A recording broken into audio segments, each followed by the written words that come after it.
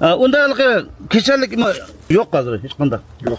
Bana yedim şeyde kan bağlan dostlarımızga dep koyduğun bir iş vardı ha.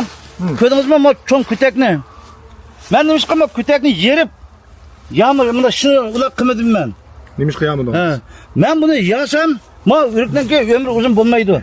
Çünkü bu yerilgan deyin gella, yelmek kaynap gidiyordu. İkincisi, ulanга ulak, ma ürükten yakış bak kattık olgan diken, mişan arık ep gidenmey, ama buranda yerilip gidiyordu evvel geçti, sunup gidiyordu evvel geçti. Ben bu ürükten çıkmışa kesip atkan deyin ki, ben bu kayta yükselim baktım kökletken bana.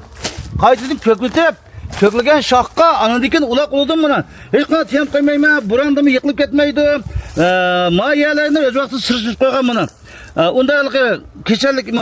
Yok hazır, hiç kanda. Yok. Muşunda periş kılsak, muşunda çoğun küzetini ulaydığa adamlar, muşunda holding kesip, yandan kökletip, an ulap özgetip alsa, мәңгілік buludu, uzun müddet timen sağlam ösüdü. Eğer bunu oturun 70 yıl okuyan olsam, bir kere ürük kurup gitti.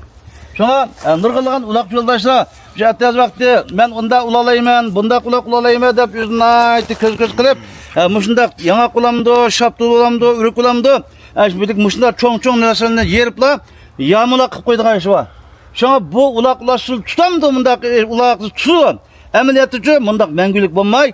Məlum bir boran çıxıb getsə, şunun aşağıdan yerilip gidiyorgan, yelmek kaynap kesel okuduğun, müştak efallah bol durdu. Şuna ulak yoldaşlarımı bir dikkat kılıp müştak küçük vakti ulap kesse, bağvan dostlarımız ürüklerinde yuğan kıvetip, andaki yerip golden kesilgan, golden ulaydığı işi kılmasa, kılgan keşbiden uzun müddet yakşı usul elip, yakşı önünü kolup götürse deyim.